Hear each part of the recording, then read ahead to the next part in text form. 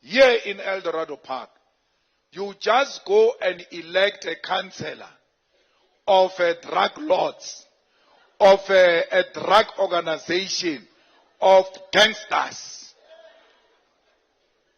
The president of that organization says in the debate yesterday, Comrade Carl, he was debating with Mzwane Lemanyi. He says, the business of drugs, he thinks he's making a point, Dr. Ndlozi. The business of drugs has been taken over by Nigerians. I'm like, he wants us to take over the business of drugs.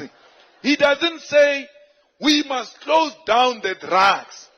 His problem with the Nigerians is that they can no longer sell drugs as leaders of Patriotic Alliance. They want Nigerians to go so that they can sell the drugs. South African politics is no stranger to drama, but Julius Malema's recent comments about the Patriotic Alliance, PA, hit differently. During a speech, he claimed that PA leader Gayton McKenzie said the drug trade in South Africa has been taken over by Nigerians, and that rather than shutting it down, the PA seems to want South Africans to reclaim control of it. If this interpretation is accurate, it raises troubling questions about the values and priorities of the PA. Of course, Malema is known for provocative rhetoric, but his comments speak to a deeper concern many South Africans have. Is the Patriotic Alliance truly committed to ending crime, or is it simply proposing to change who profits from it? This conversation took on even more weight when news broke that Kenny Kunene, the PA's deputy president and Johannesburg's MMC for transport, was found at the home of Kartiso KT Molefe, a businessman who has been named as the suspected mastermind behind the murder of DJ Sumbody. He says he was there to facilitate an interview between a journalist from his media outlet, Africa Global News, and Molefe.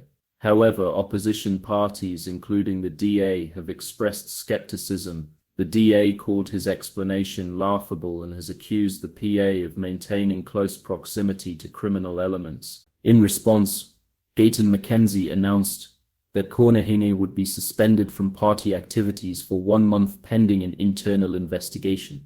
He also said he would request that Kunene be removed from his city government post during the process. McKenzie stressed that the investigation would be handled by lawyers of good character. While this response might appear to be a sign of accountability, some critics argue that it amounts to internal damage control rather than a full break from questionable associations. When a senior political figure is found at the home of someone facing such serious allegations, public scrutiny is inevitable and warranted. Adding to this, both McKenzie and Kunene have well-known pasts that continue to shape perceptions of the PA. McKenzie, in his own public statements and books, has openly discussed his criminal past, including time served in prison. He has since rebranded himself as a businessman and political leader, promoting entrepreneurship and community upliftment. Similarly, Kunene, once dubbed the Sushi King for his flamboyant lifestyle, has a criminal record and has moved between the worlds of media, business, and now politics. To be clear, South Africa has a long tradition of individuals turning their lives around and entering politics. But critics argue that in the case of the PA, the line between rehabilitation and glorification is blurry.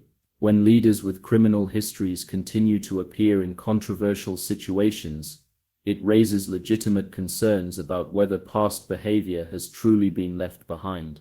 Furthermore, the rhetoric used by some in the PA leadership can come across as provocative and populist, often invoking the language of taking back control from foreigners or elites.